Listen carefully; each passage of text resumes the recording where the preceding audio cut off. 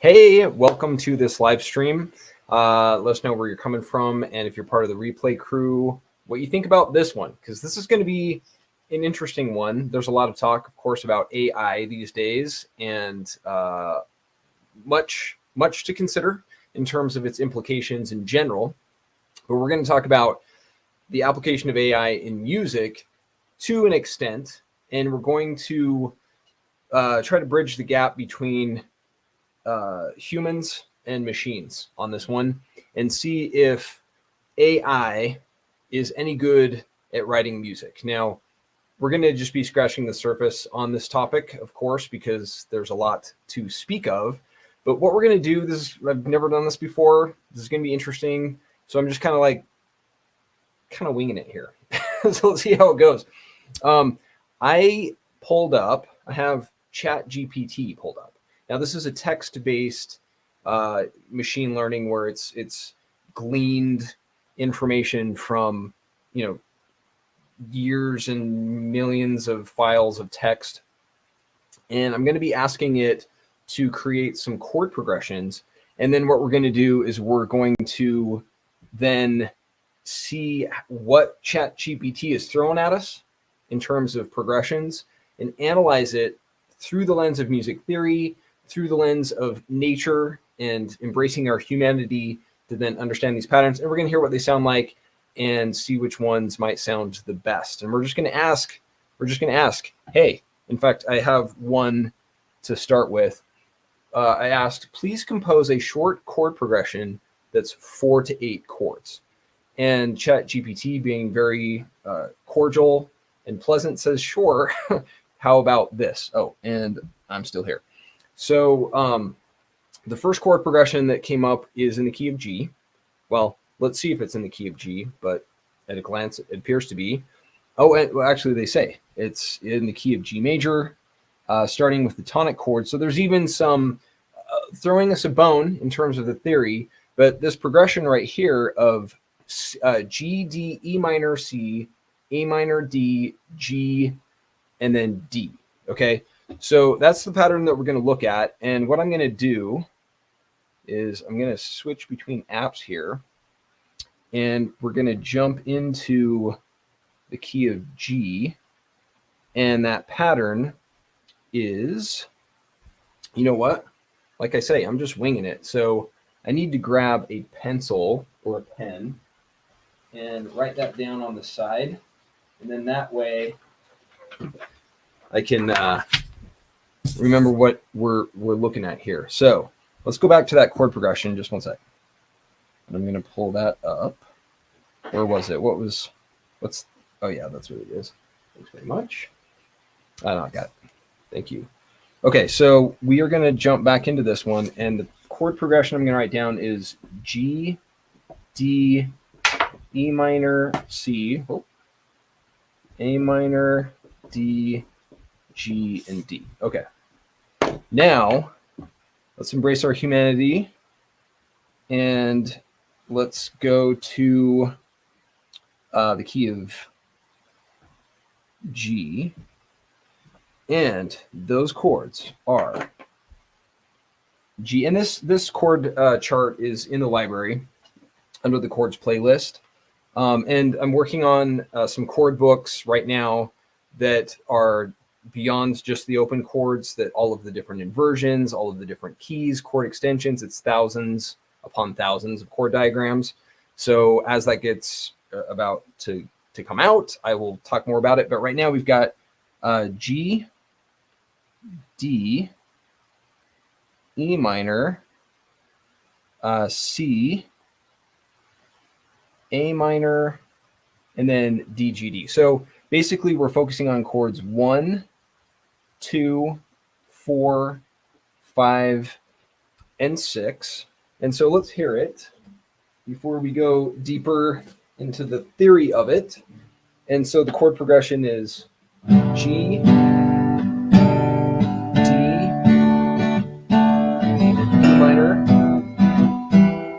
C,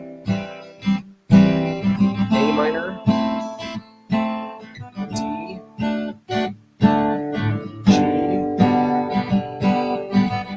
D, and then it presumably just cycles back to G again. So that's G, D, E minor, C. That's common. That's basically a 1, 5, 6, 4. You hear that all the time. And then we have a 2, 5, 1, 5. So far, what do you think, ChatGPT? Are you coming up with something interesting? For sure, the first 4 chords are very basic. G, D, E minor, C, 2, 5, 1, 5. Let's look at what that looks like in theory to see if there's some interesting harmonic movement going on here. So, key of G, actually, we're locked in on G already. So using the chord map, we could be in any of the modes, but it defaulted to Ionian, which is the key of the major key of D, or of G, sorry. And with G being the 1, we're cycling from 1 to 5 to 6 to 4. That chord progression is so common that it's a cliche. So ChatGPT thrown us a cliche so far, but it does sound really good. So it's kind of playing it safe. So 1, 5, 6, 4, and then it goes 2, 5, 1, 5. So 2, 5, 1, 5. It's not doing a secondary dominant or a major 2. It's a minor 2. So it's staying within the key. So all of these chords are safely within the actual key of G major, or the fancy modal name is key G Ionian. So let's hear that one more time and see what it sounds like, and then let's move on to the next progression. So 1, 5, 6, 4, 2, 5, 1, 5. I kind of feel like that second half, you could do something with it, but it's a little bit, feels a little meandering unless you came up with a solid melody line that kind of rode the wave, that harmonic wave, to make it sound more interesting. But I'm going to give that a score of but still pretty good. Certainly for a computer who has never played a single song before. Okay, I'm going to jump back into ChatGPT, and let's pull this up. And I'm just going to say same thing. So please compose. Maybe it's being cordial because I'm being cordial. Please compose. Then I can just copy this so I don't have to keep writing it. A short, we're just going to go short chord progression with 4 to 8 chords. Because we could get some opuses going on here, and maybe they'd sound good, but let's see, 4. Sorry, I'm trying to talk and type at the same time. 4 to, oh, come on. 8 chords. All right, let's see what you got. Sure. Oh, okay. 4 is maybe a little on the short end. So you've got A minor, F, C, and G. So A minor, F, C. It's going super safe. We'll look at why that is. So, oh, sorry. Let me try that again. A minor, F, C. It's a classic progression. It even says starting on the minor 6. So you could call that a minor 6, but let's look at these chords in the context of what it really is. I would say this isn't in the key of C major, but let's see why. So let's go to the circle of fifths. Let's go to the chord map. And it's saying that we're in the key of C and starting on 6. But I would argue that it's actually a 1, just based on this initial listen. So it's actually A Aeolian, not C Ionian. In that case, C is a flat major 3, which does make a difference in terms of how you treat the different chords, which chord is the tonic, and how it's going to flow through harmonic space. So let's see. So if it's the chord progression is minor 1, I'm saying it's minor 1. Let's see if that's correct. Flat major 6, flat major 3, flat major 7. So if we play that progression, and let's walk through why that would be the case and why I think the machine learning here is not correct. And so that's the thing, and it's learning. So the computer will eventually get this down. But again, we're embracing our humanity to decipher it with the nuance that is music theory. So it's A minor, F, C,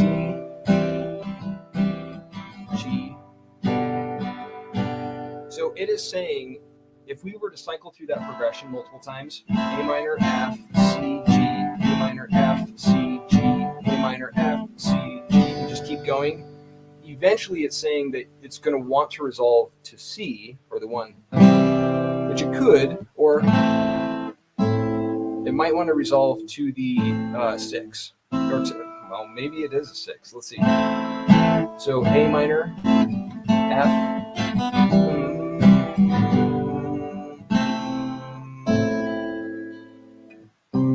it might want to actually go to the 1. So maybe the computer is correct. So I was saying it's a minor 1 to a flat major 6 to a flat major 3 to a flat major 7.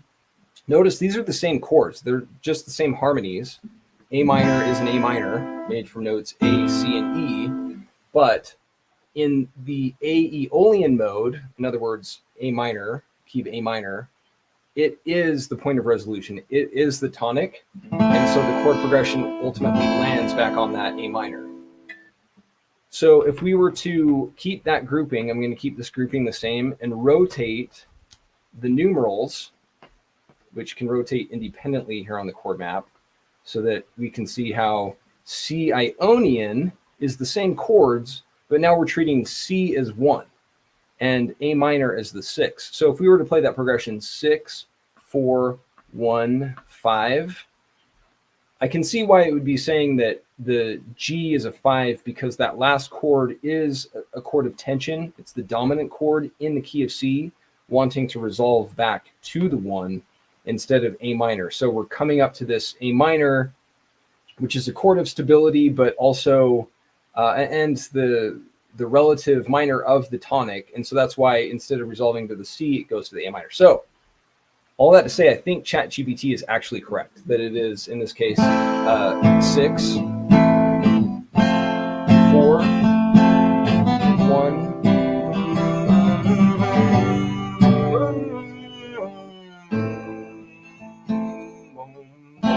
And then you could, play that chord progression, come up with melodies, and use it as kind of like the kindling to start the creative juices flowing. It's kind of a mixed metaphor with the kindling and juices. I meant to say flames. But let's go to the next chord progression and see what we find. Because so far, we're going pretty safe. I'm going to say just a chord progression that's at least 8 measures, because I think that's more interesting. So I'm still going to be nice and not command it. Because, when AI takes over, I want it to remember that I was being nice in the meantime. So please compose a chord progression of at least 8 chords. Let's see what that says. Okay, period, and submit. Let's see what it comes up with. Okay, certainly. Here's an 8 chord progression for you. Oh, interesting. So what we're going to do is we're going to look at these chords in multiple ways. And we've only kind of started with a couple of diagrams. We're going to dive into some other diagrams that we haven't looked at yet. So it says it's in the key of C major, moves through some common chords in that key, and ends to return on the tonic 1. So it's kind of like anticipating. Maybe it's listening to what I was saying to be like, I show you. This is how it is. But okay, let me write this down, and then we'll dive into it. So it's A minor, G, F, C, D minor, E minor, F, and G. Okay, so let's pull up this. It's saying it's in the key of C. So let me undo some of these lines. And let's see if this is correct. So we've got, it's saying A minor in the key of C. We're over here in the key of C. And we've got A minor, which is a 6, G is a 5, F is a 4, C is a 1, D minor is a 2, E minor is a 3, so it's covering the bases, except for the runt of the group, the diminished chord, which doesn't get a lot of play. Actually, the diminished chord sometimes does get a lot of play because it's very similar to the 5/7 chord or the dominant chord.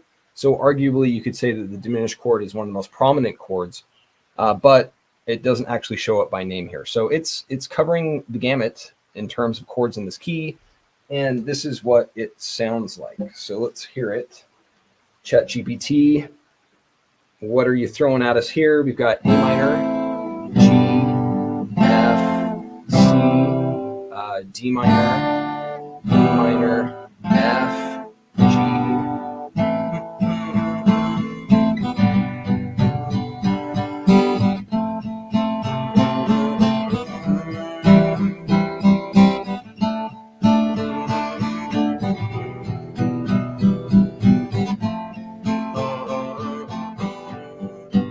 Okay, so that's a giveaway as to what the key is. Okay, so this is actually pretty insightful. So let's go to, so it ends on that G. So if the progression ends on a certain chord, it's often the dominant chord. The dominant chord of what?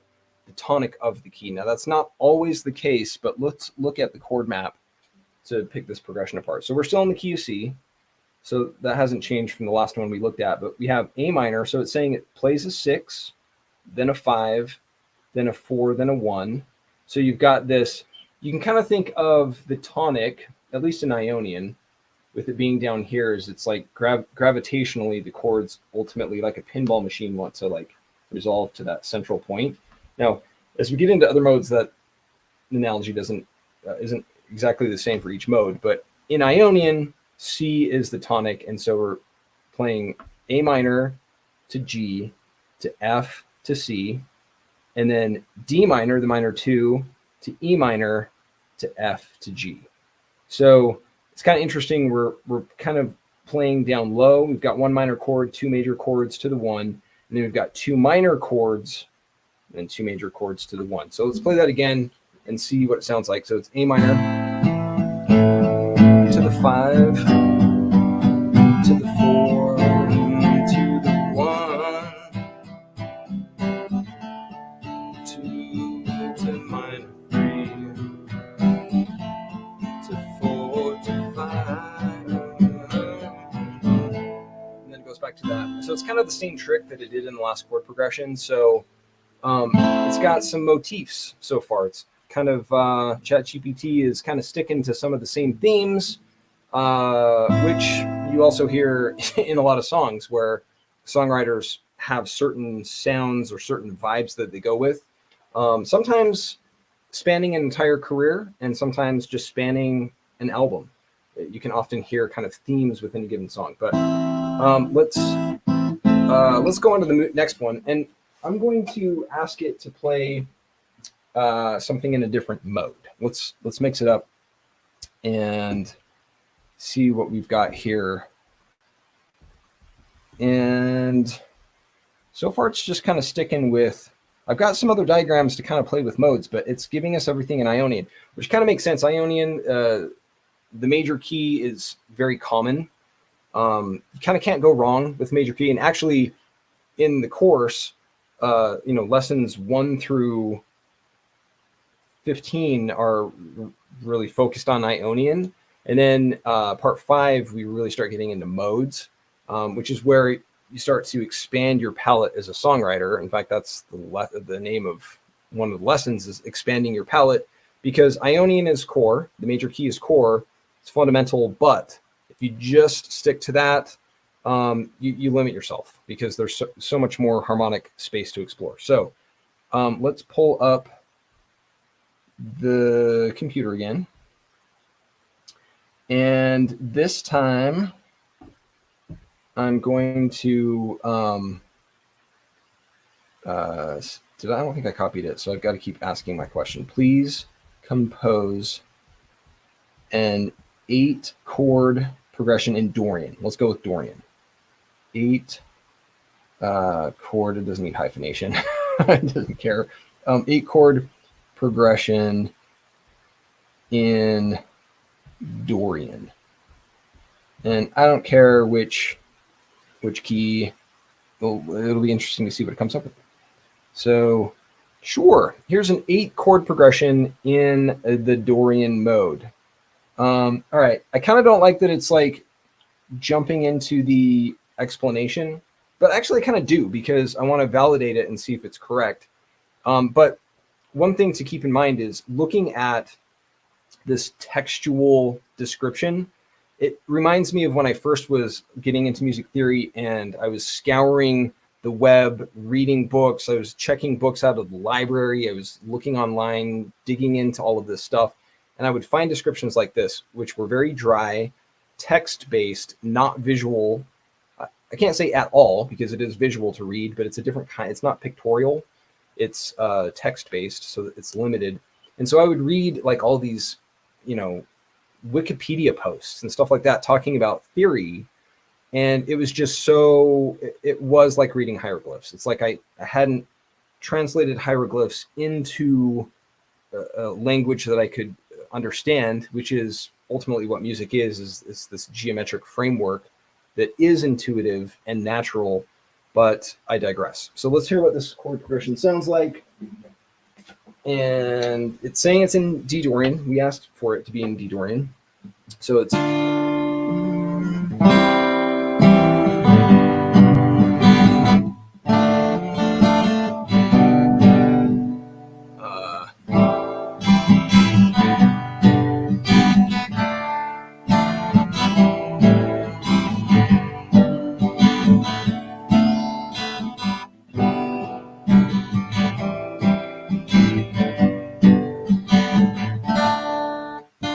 does have a Dorian vibe to it in that, and let's look at, because there's a lot of the minor 1 and major 4 going on here, which if you've seen the videos that I've done on Dorian or have played with Dorian, that's a thing. So let's look at the chord map here.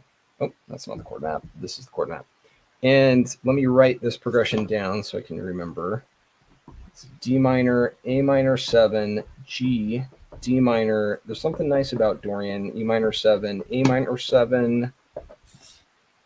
Lead keeps on breaking. G and D minor. Okay, so we are D Dorian is a permutation of C Ionian.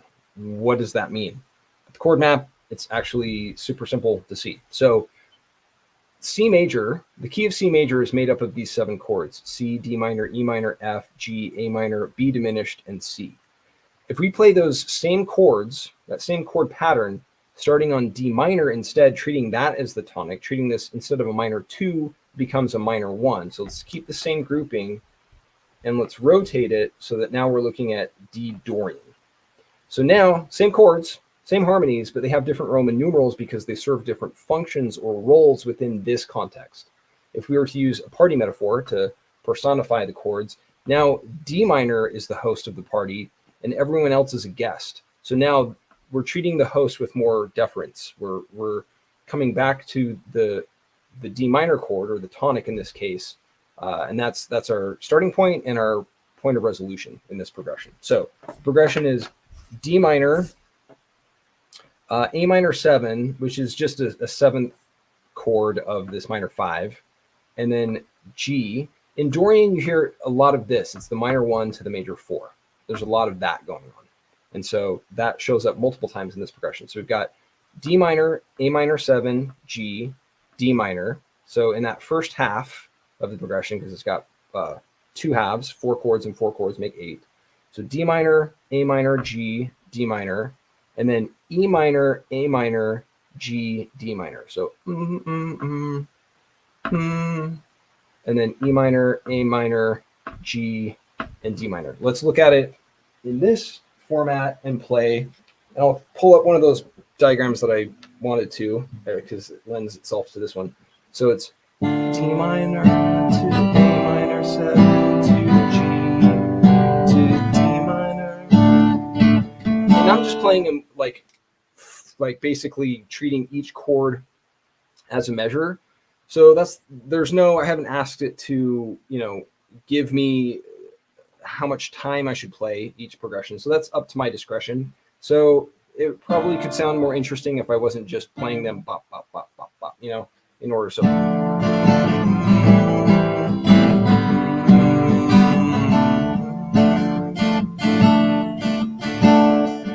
hang on that tonic and then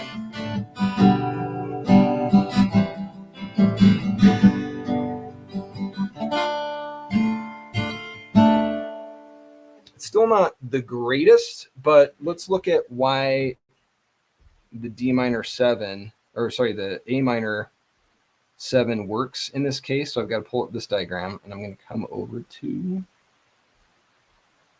this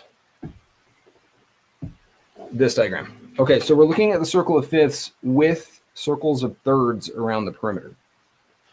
So in this case, we have D minor is the minor 1, A minor is the minor 5, G major is the major 4, and then we're also playing the minor 2 in this case, which is E minor, and those are the chords. It just cycles through those chords. But a couple of times we play A minor 7 and E minor 7. So how does that work? So in the circle of thirds, just another way of looking at that pattern, we have a minor 1. This is a flat major 3. This is a minor 5. This is a flat major 7. This is a minor 2. Oops, that's supposed to be a flat major 7. This is a major 4. And this is a diminished 6 chord. So to play this A minor 7, how is it that we play an A minor 7 in this pattern? It's because if we build an extended chord off that, so we have A, C, and E, and then we just add that G to make it an A minor 7 chord. That's why A minor 7 sounds good with this pattern, because G is its 7th, and so it sounds good. And then E minor 2, so the minor 2 7 is if we're just playing E minor, G, B, and then add that 7 chord, it's a D. It's the 7th. So it's so instead of just a regular E minor, we're playing an E minor 7, and that fits within D Dorian because of the way that the circle of thirds shows how all of the chords are linked and how to build extended chords. I talk about this in other videos. We talked about it here, but also in part 5 of the course. I think it's lesson 17, which it'll all make sense because I spell this out in lots of detail with lots of examples, diagrams, and all of that. So let's play that progression one more time. And then since we're kind of, we've played a few progressions, we can maybe open it up to the chat and see what goes on. So let's play this one more time.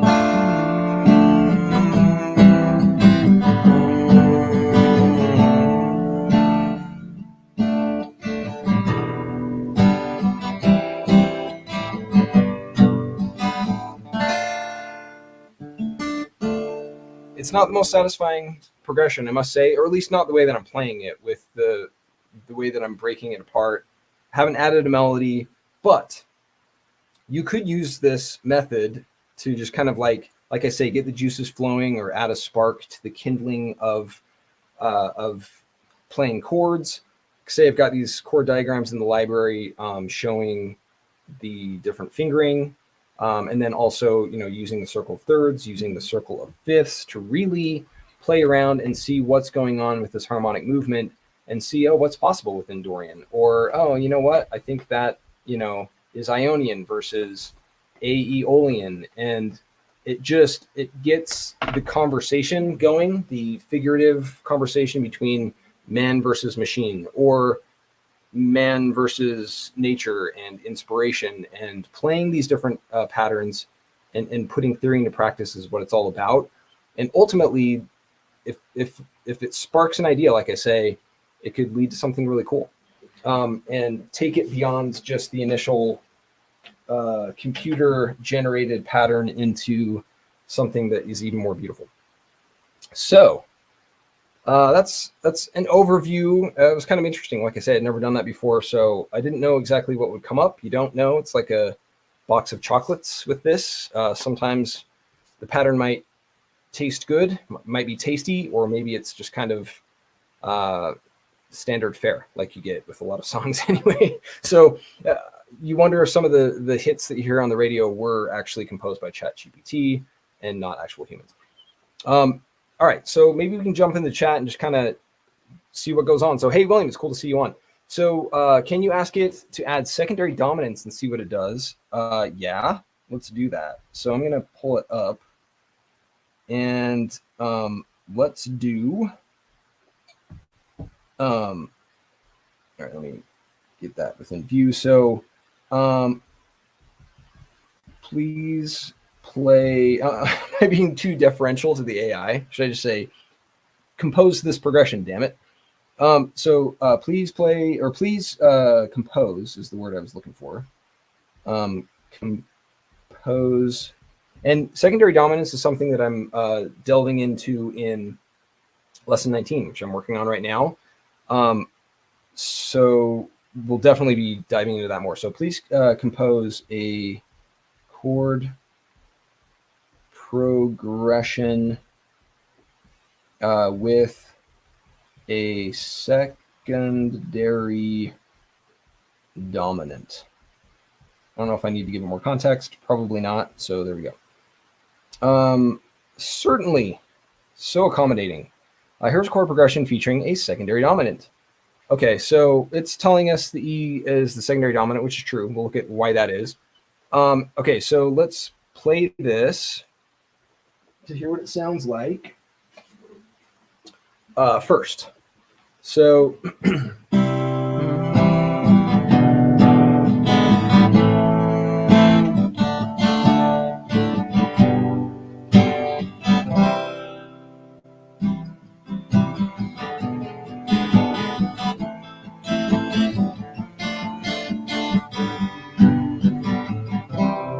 I have to say this is actually my favorite chord progression that it's come up with so far. So William, that was a great recommendation. So let's look at what's going on here and why that's a secondary dominant, how that works. I mean, it's telling us it's the E7 chord acts as a secondary dominant leading to the A minor chord. It's one thing to see it in text, and it's another thing to actually see it on the chord map and within theory itself, and it's going to make more sense. So let's just play it one more time so you can hear what we're about to look at. So C minor to E7 to A minor to D minor, E7 to C. And like I say, we could play with the rhythm and really, build up more tension, or,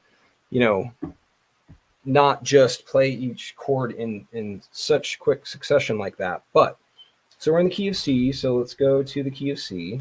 And what I'm doing here is, it was already grouping C, but the numerals were over here. So I'm just rotating that layer so that C, it becomes the tonic. So the one highlights the tonic. And this is awesome. Okay, so what we're looking at here is C. So let's start with the chords that are in the key of C, that are within this home grouping of C. So C, then we have A minor is the minor 6, D minor is the minor 2, and G7, G is the 5. So it's 1, 2, 5, and 6 are within the key. But then we have this E over here, which is a major 3. Or another way of saying that is it's the 5 of 6, or it's the secondary dominant of 6. So what does that mean? So we have in the circle of fifths, it's each successive fifth, and the color wheel shows this, is in a clockwise direction. And then fourths and fifths are just mirror images of each other. So fourths, if you go cycle through the fourths, it's just counterclockwise. It's the same thing. A whole lot of ballyhooed online about fourths versus fifths. It's the same thing. You're just moving in a different direction. So a lot of times the motion is in a circle of fourths progression. So this 5 wants to resolve to the 1. So it's this counterclockwise direction. 4, or C is the 4 of 5, or G is the 5 of C, depending on the direction you go.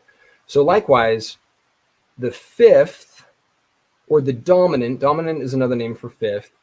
E minor is, because each ring is also its own color wheel or circle of fifths pattern. You just have a C here, red square, C here, red square, and C here, red square. So there's this spiral pattern going on, but it's consistent for all of the keys. And E minor, each chord is just aligned with its respective relative. So C major's relative minor is A minor, G's relative minor is E minor, F's relative minor is D minor, and so on for all of the keys. It's consistent. So E minor wants to resolve to A minor, but instead the secondary dominant is a major chord. So E major wants to resolve to A major down here, but we're playing an A minor in the key of C. So instead of playing this E minor, we borrow it from over here. We play this secondary dominant that resolves to A minor. So you can see it's that yellow to orange yellow progression. And let me just play it again so you can see the pattern. And we have, what was the pattern? It is C to E7 to A minor to D, G7 to C, C to the secondary dominant of 5 or 6 to the 6 to the 2 to the G7 to C. And actually what's really cool about this progression, there's more going on here, is that we have the C, which is, and all of these chords are represented by their root note. So in this case, C major is a red square, C is a red square. So what's cool is there's this circle of fifths pattern going on here. So we start at C, we come to E, so we've jumped to, it's this, the geometry of music is informing the relationship between these two chords as well. We can get into that another time, but C to E, and then now we're going to go through a counterclockwise fourth pattern. So we go red to yellow to orange yellow to orange to red orange to C. So you can see, but we're going from the minor ring to the major ring. But you can see that if we had just played them all as major chords, we're basically just cycling home to slide into home base through this counterclockwise pattern. But we go from this E major to this, to this, to this, to this, but it's all this like harmonic flow, which you can see in the circle of fifths using the color, which is not only analogous, but identical to the same relationships in music. That's the beautiful thing about it, is that music theory is by definition to see sound, and you're not just seeing it through arbitrary man-made symbols, but actual natural relationships between color and music. All right, that was kind of a long answer to a short question, but a great question, William. Thank you for asking about the secondary dominants.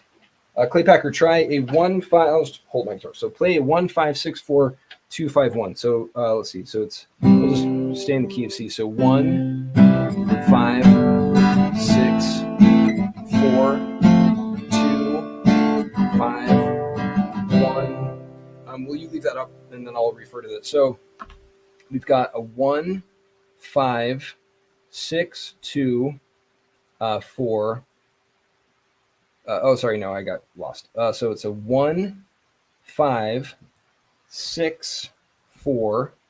Oh no, 4, 2, 5, 1. So there is some of that movement that you can see that we just did with the last example, where it's red to red orange, and then we go from at least there's a couple of different fourth movements going on. So 1, 5, 6, 4, 2, 5, 1, which is really nice progression. I like that, Clay. I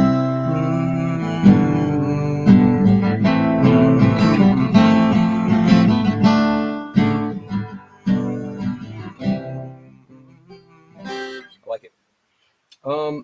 Cool. So let's jump to the next with Keeney Music. Hey, Keeney Music. Ask ChatGPT if it likes to feel the pain of Eon's War. You will feel the cordiality leave almost instantly. Have you done that before? I don't know. I'm going to have to check that out. Ask for Pachelbel's Canon Part 2. That's an interesting question. Let's see what it says. What an interesting question. Pachelbel, I don't know Pachelbel's lifespan, but it definitely is not. Please compose Pachelbel's. I mean, Pachelbel's Canon is so great that probably is going to sound pretty cool, whatever it comes up with. Part 2, the sequel. Here's a continuation inspired by Pachelbel's Canon in D major. Interesting. So, hold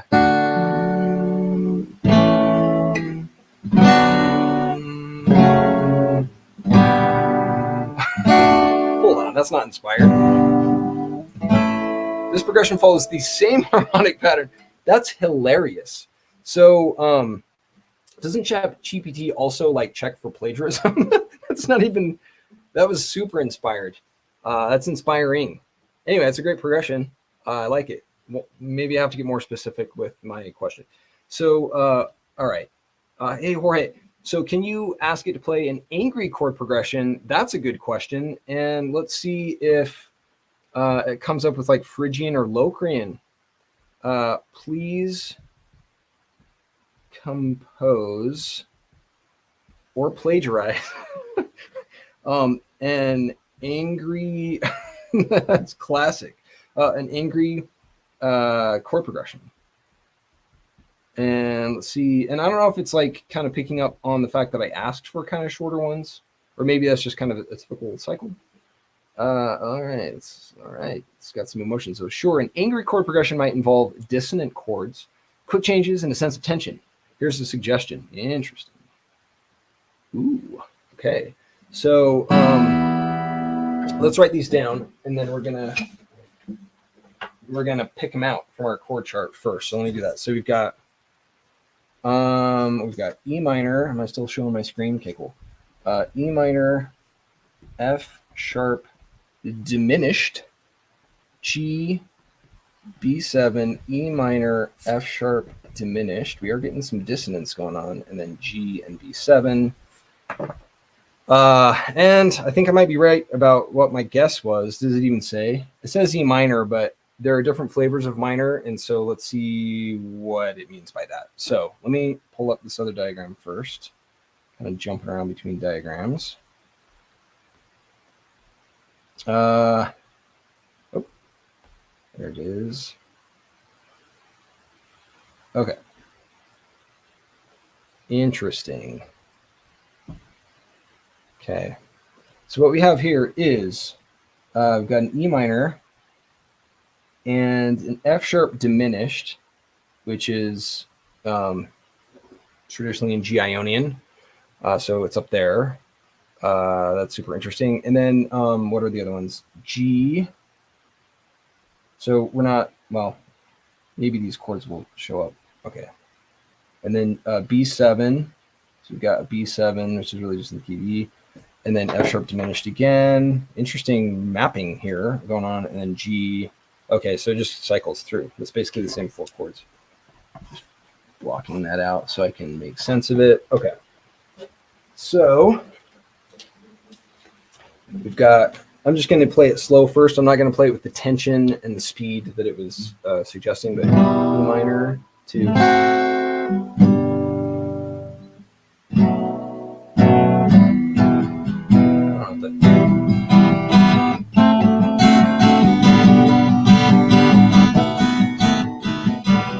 It's kind of beautiful, actually.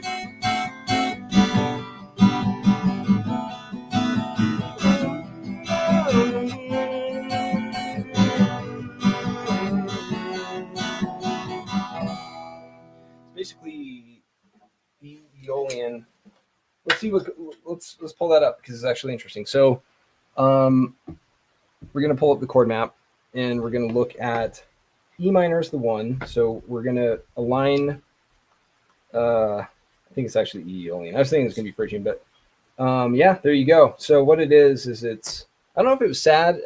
I think it is sad. It didn't sound so angry as it was melancholy and like hurt rather than like pissed off. That was my interpretation. So we have E minor to a diminished 2, and then G, a flat major 3 to, instead of the B minor, we're pulling in the major 5, which is the secondary dominant. It's also borrowed from the harmonic minor. That's often the case with Aeolian. Aeolian is just a fancy name for the minor key. So 1, and then flat 2, or diminished 2, pardon me, and then flat major 3 and a 5. So that's what that is. Let's play it one more time because I really liked it, and it sounds nice. So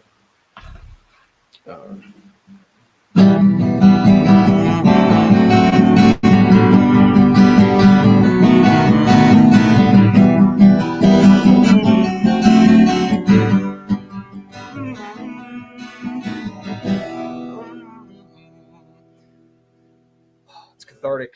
If not fully getting anger out, it does make me want to play that progression over and over. I liked it. That was a good suggestion. All right. William, I'd like to see how ChatGPT does with more restrictions, e.g. compose a 12-bar blues in the key of D Dorian utilizing secondary dominants and borrowed chords. All right, let's do that. And that might be our last one, depending on what it comes up with and what we're working with here. So let me pull that up. We've got one more after that. So let me pull up ChatGPT. And we are going to type in these more restrictive guidelines. So I'm going to start with please again for when the AI apocalypse happens. It's going to be like, you were nice. I'm just kidding. Compose a 12 bar. Oh, we leave that up. Blues in the key of D Dorian, utilizing, am I typing this right? Secondary dominance and borrowed chords. And I really like your leaning towards secondary dominance and borrowed chords. It's totally on my mind right now because it's all what lesson 19 is about.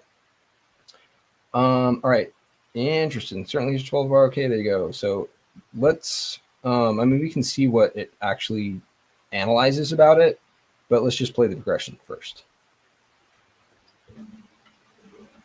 Back on the angry chord progression, I would have leaned, and again, this is something I talk about actually in lesson 18 about the modal spectrum and how you can play with different modes to come up with different vibes. And so it came up with Aeolian on that last chord progression, which to me sounds more melancholy, a little more morose than angry. And so that's why I guessed it was going to be Phrygian or Locrian, because those are darker along the modal spectrum. I'm going to be talking a ton more about that as it comes up, but it's fresh on the mind because I just wrote about it in lesson 18, which we'll be publishing here coming up as we go. So let me play D minor 7. So we've got D minor 7, G7, and then C7, which is going to include a B. So, and then F7, F sharp diminished 7, E minor, A7, D minor 7, E7. I'm talking over it, but I'm just getting a feel for it. I'll play it without all the chat. And then C7.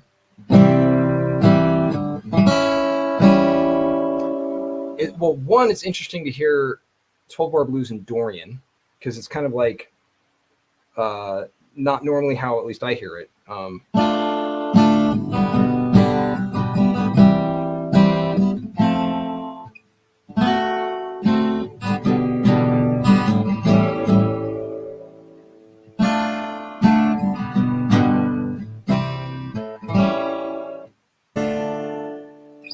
I'm not really doing it justice with my chord rhythm that I'm doing because I'm just kind of wrapping my head around it. But let's pull it up on the chord map and see what this looks like, because that's an interesting parameter that you set up. So we've got D Dorian. So D minor is going to be the 1. So we're going to rotate it to be the 1 here.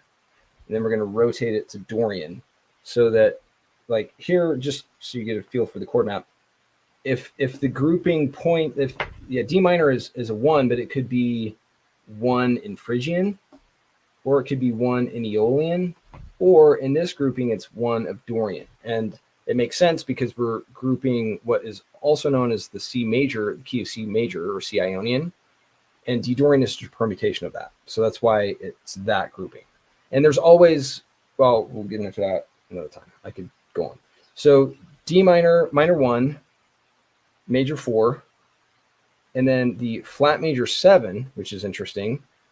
And that's partly why it kind of sounds wrong, because in the 12-bar blues, you wouldn't necessarily have that, because it's breaking the 12-bar blues by definition is that certain structure. So having these borrowed chords is why it kind of sounds like, you're pouring orange juice into a bowl of Cheerios. Like, they aren't meant to go together necessarily.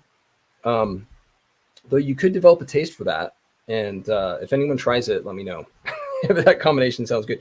And then F, the flat major 3, and then the diminished 7, the E minor, the A7 over here. So it is, I guess it's kind of like contradictory in a way, in that the 12-bar blues is meant to be the 1-4-5 and moving through that certain pattern. So that's partly why I wasn't getting a feel for it, because it's an interesting formula. Okay, that was a good suggestion. So William, could you please more slowly show the precise steps one would use on the chord map to find the secondary dominant of any chord within a key? Yes.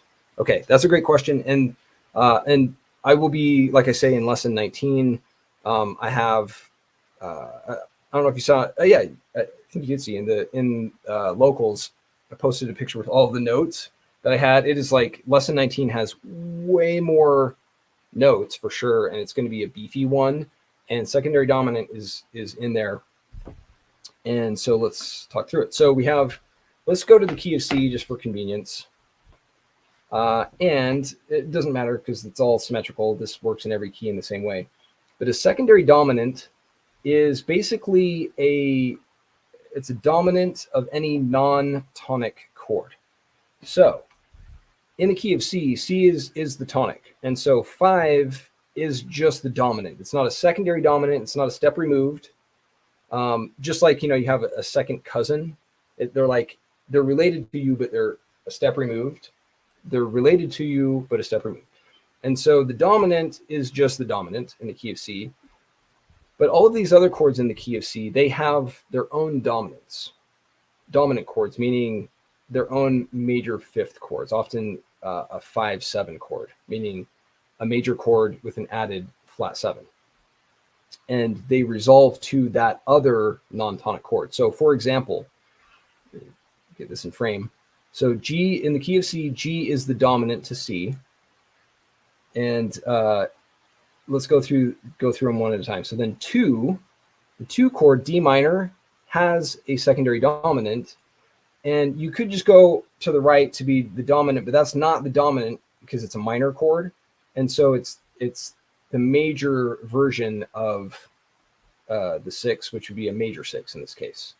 So a major 6 resolves to the minor 2. And you could just call that the 5 of 2. So we have C major, and then D minor, and then we could play A major, D minor.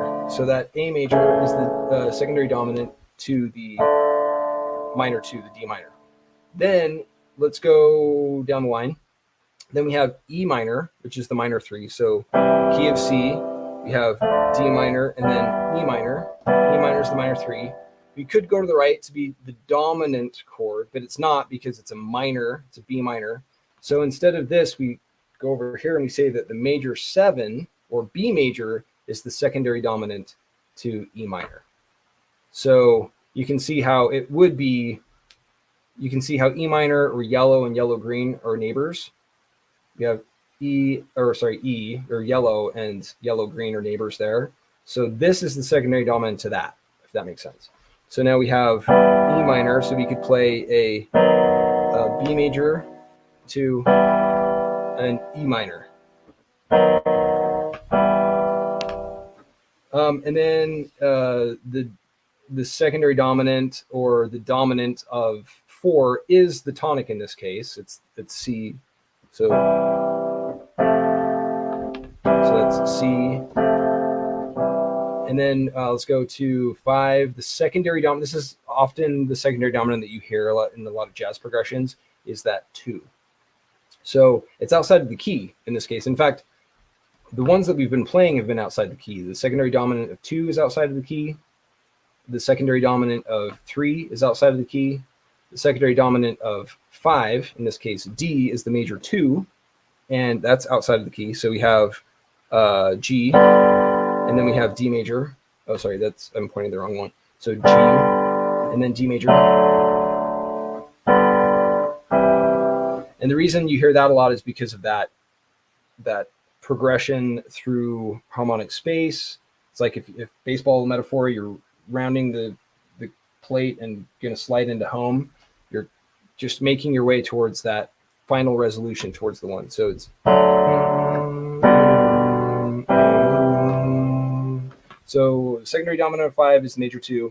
The secondary dominant of 6 is, instead of E minor, which is the one right over here, it's got to be a major chord. So major 3 is the secondary dominant of 6, or you could call this the 5 of 6. So we've got 5. So 5, 6. And then the secondary dominant of B diminished. Instead of this, you come up to the major version of that. And so this is going to sound kind of weird. And then so the secondary dominant is going to be the major version of whatever's to the right in circle. That's to frame that up, if you can see what we're pointing to. That's a great question, and we'll, like I say, we're diving into secondary dominants a lot here, definitely in the course, and definitely here as well. Lots to cover there. There's a lot, like we've just been playing within kind of the safe harmonic zone, and I like the questions you've been asking, William, to venture out. You're adventurous with your harmonic movement, and so a lot of times songs, and especially these days, like there's not so much modal mixture or even as many borrowed chords or even modal stuff. Well, you do hear modal music, but a lot of times chords just play within the safe harmonic zone, and the 12-bar blues is as safe as it gets because you're just playing within 1, 4, 5. But to move around, there are tricks, or there's logic, there's a method to the madness in terms of what that movement is. We'll definitely be diving into that more, and it's all informed by that underlying geometry. So we talk about the geometry and the relationships between notes at the atomic level, between individual pitches of the chromatic scale, but that same geometry in turn informs the relationships between notes within scales and modes, and that same geometry also is imbued within and also informs the relationships between chords and the chords within progression. So this geometry just permeates everything in music, and once you recognize that geometry, you can spot it and you can use it as a guide to navigate your way through the art of songwriting, which is beautiful. So that is ChatGPT. That was actually a lot of fun. I'm kind of tempted to do that again sometime. Let me know in the comments if you liked it, and if there's any suggestions, because those were some really interesting suggestions that came up, and I would love to do it again. So that is it for this one. I hope you have a great rest of your night, day, morning, evening, whatever time of day it is, and we will be talking very soon. Have a good one.